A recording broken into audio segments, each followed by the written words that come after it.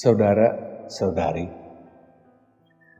kitab yang sama dengan dua nama berbeda. Kalau dinamakan Alkitab, dia itu dia itu kitab yang paling penting dari semua kitab yang lain untuk orang Kristen. Kalau dinamakan kitab suci,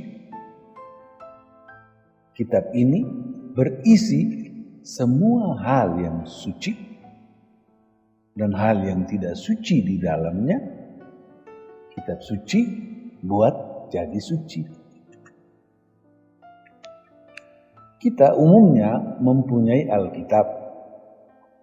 Alkitab itu terdiri dari 3 bagian. Bagian pertama yaitu kitab suci Ibrani. Dari Kejadian sampai Nabi Maleaki. Kitab suci Ibrani ini diterima oleh orang Kristen dan orang Protestan menamakannya kitab suci Perjanjian Lama. Sedangkan orang Katolik menamakannya kitab suci Perjanjian Lama Protokanonika, yaitu penetapan pertama pada waktu orang Yahudi menetapkan daftar resmi kitab suci.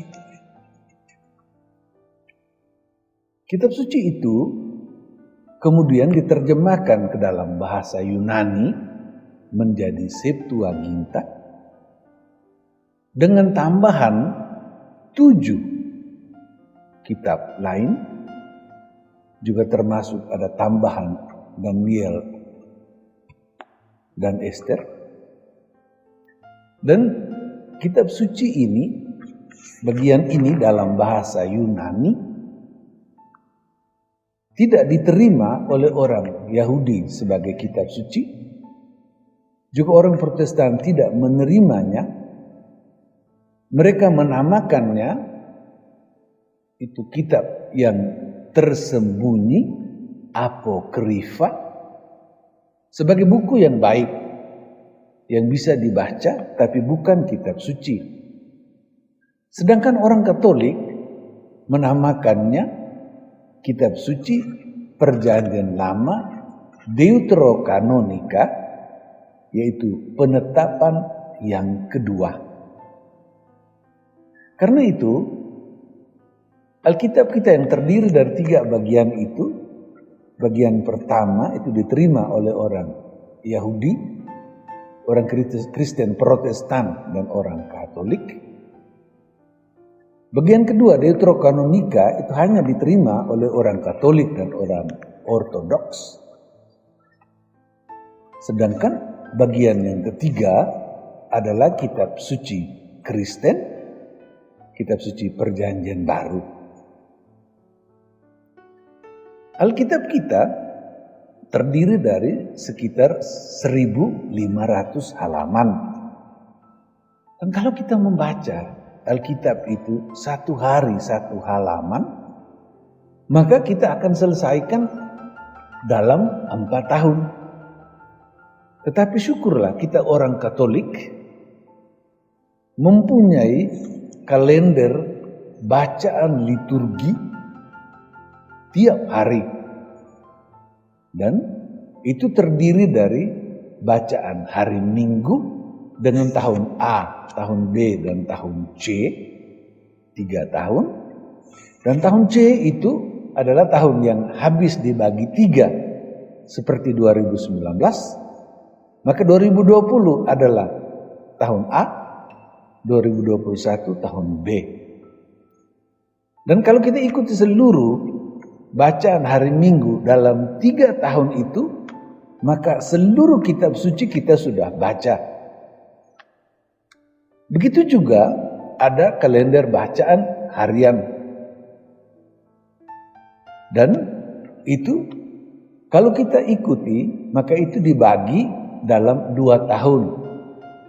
tahun ganjil seperti tahun 2019 dan tahun genap seperti tahun 2020. Dan kalau kita ikuti bacaan liturgi tiap hari itu, maka dalam 2 tahun kita sudah baca seluruh Alkitab itu. Dengan demikian dalam 3 tahun, kalau kita setia mengikuti bacaan liturgi, maka kita sudah membaca kitab suci lebih dari 2 kali.